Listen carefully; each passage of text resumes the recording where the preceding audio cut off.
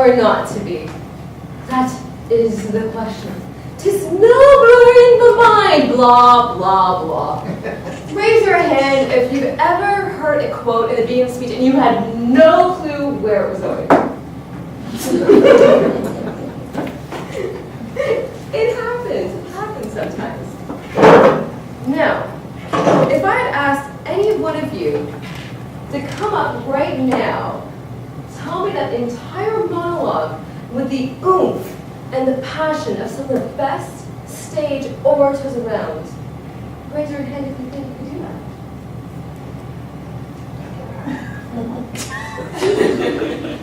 Marlene, Chris, Ben, and I think we'd be able to do that, pending we had it memorized. Yeah. And the reason why is because we are Toastmasters. To be or not to be a Toastmaster, that is the question.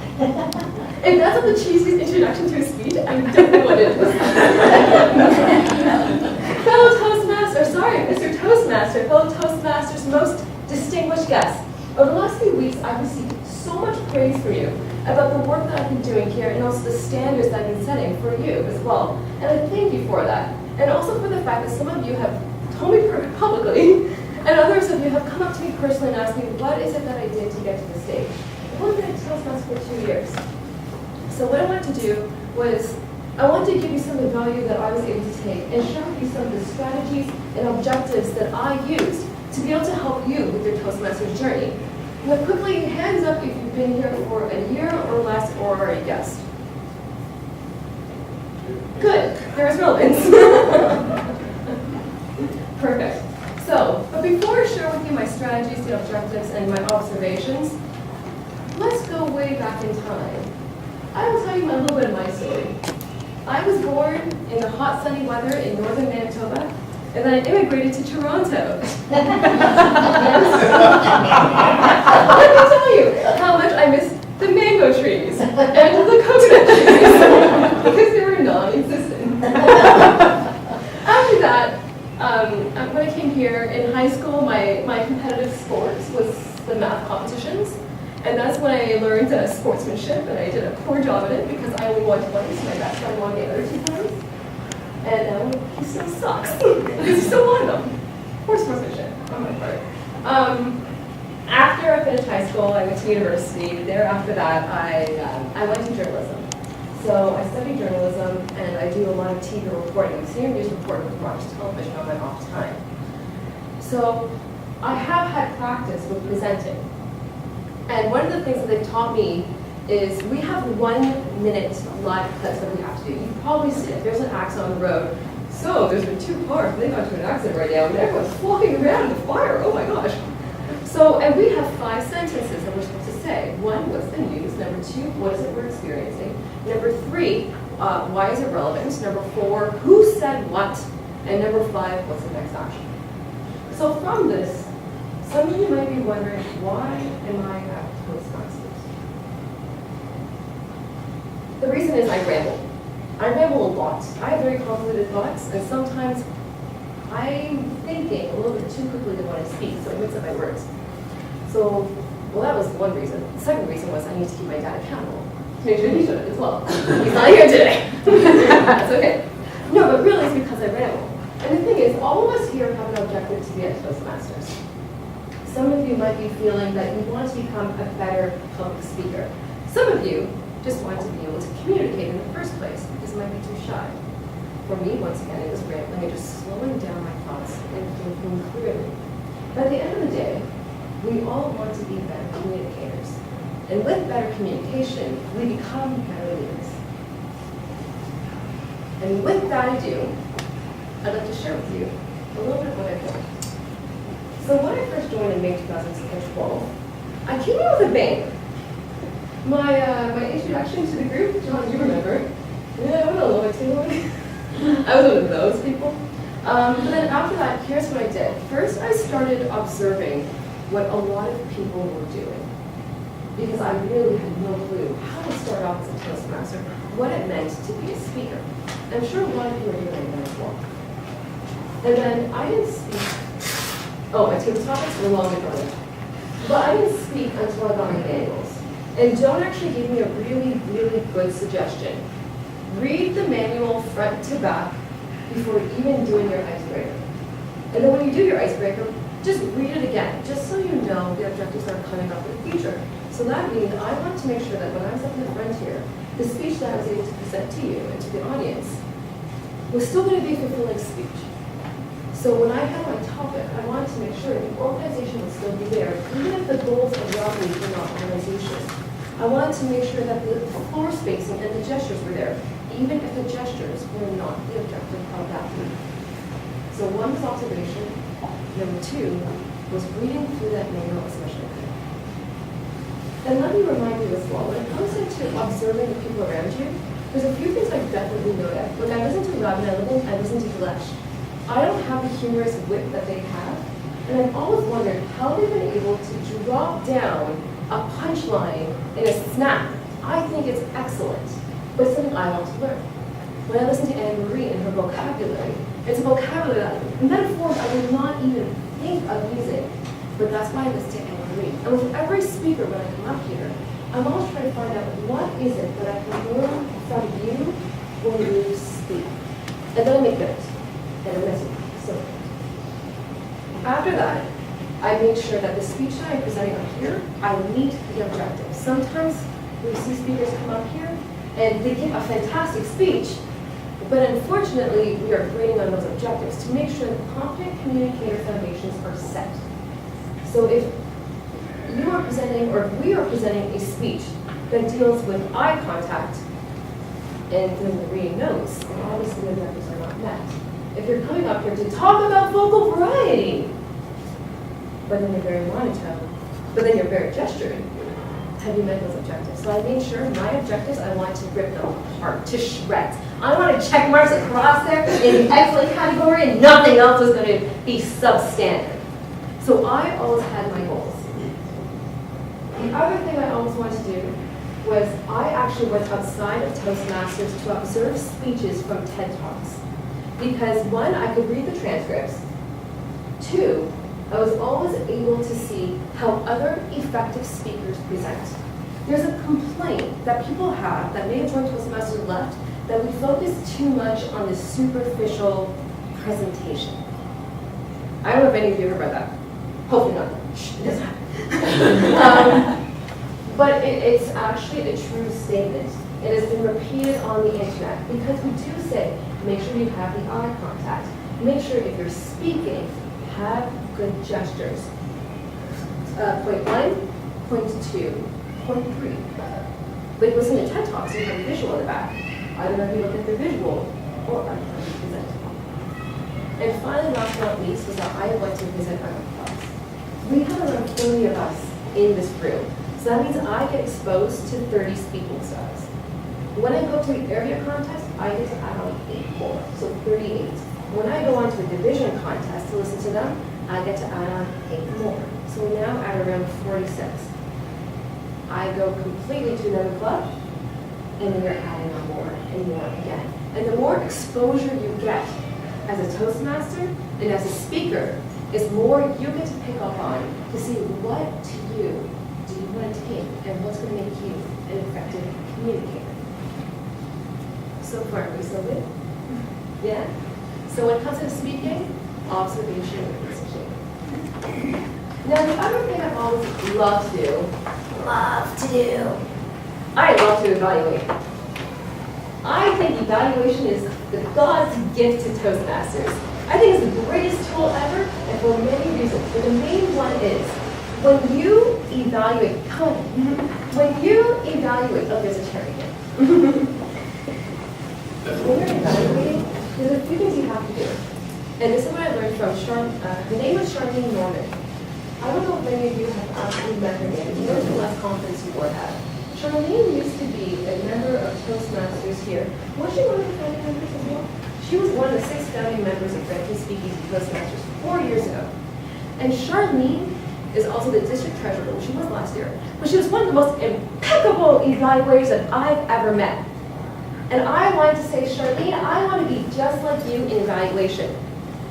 So I did what any other Toastmaster did, and I pestered the Living Lights editor until she couldn't stand me anymore. No, actually, I love her to death. She's wonderful.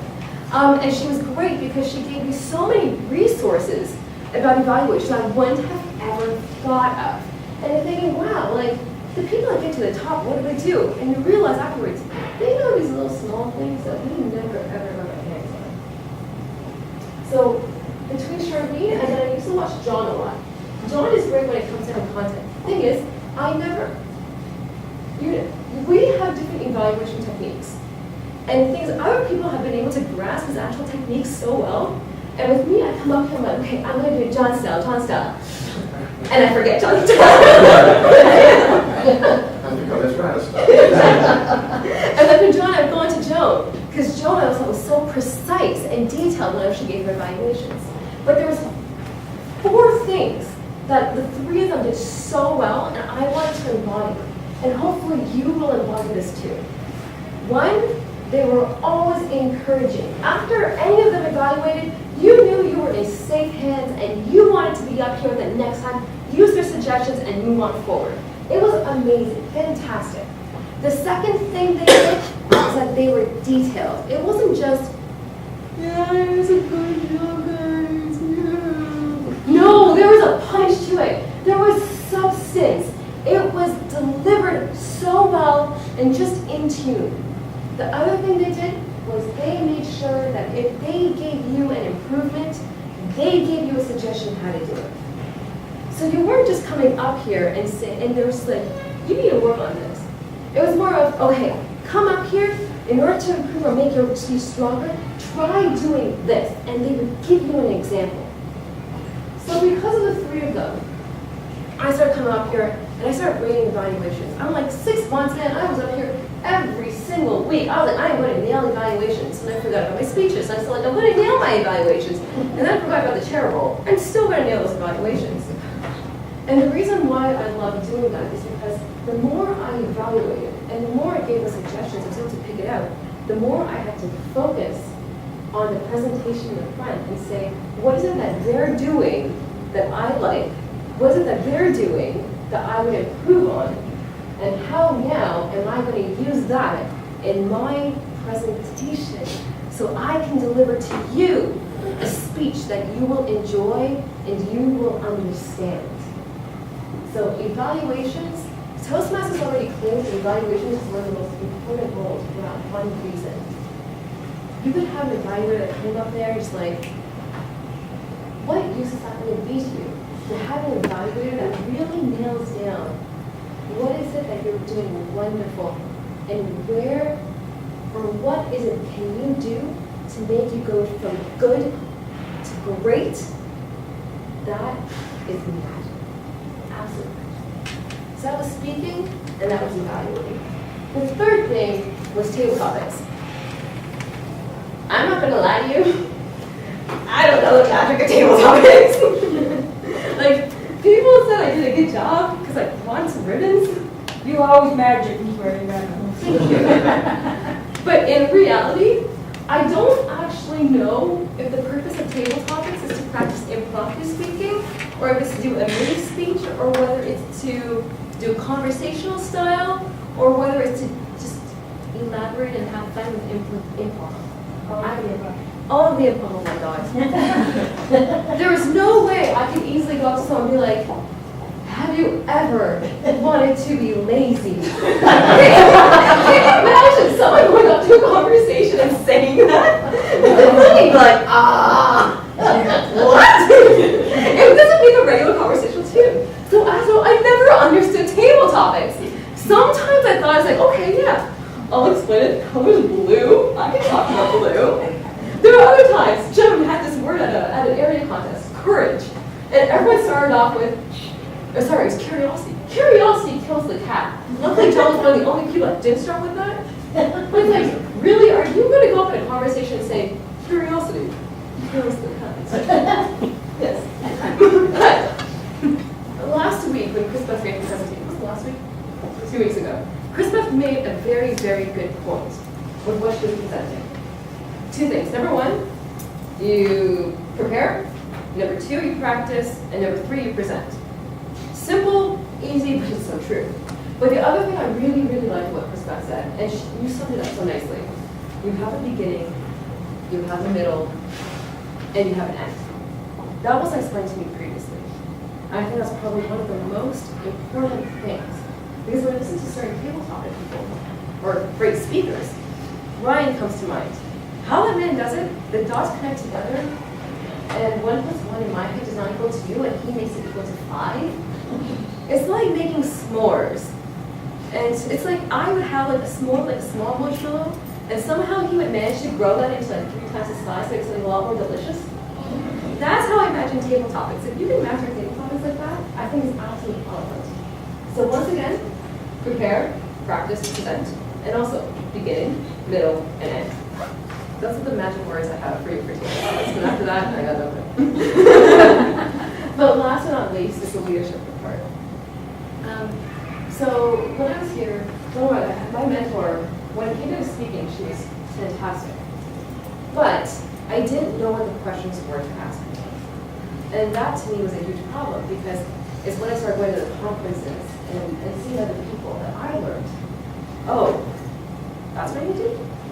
And we all ended up having these questions. And one of them came down to the leadership manual. And once again, Joey's looking after me, thank God. And she's like, well, have you been attacking your manual? I'm like, well, why? I'm just coming up here and doing evaluations and all is good and all is well. And she's like, no, there's a rubric in there. You finish that rubric. Like, there's that list. In my manual, it's page 6. I don't know what it is on yours, but I know it's in the back. It's the second last page of your competent leadership manual. So here's what I finally did. That entire list that's there, I looked at the sign-up sheet that's being passed around, and I just filled out those roles according to that last page. I know, okay?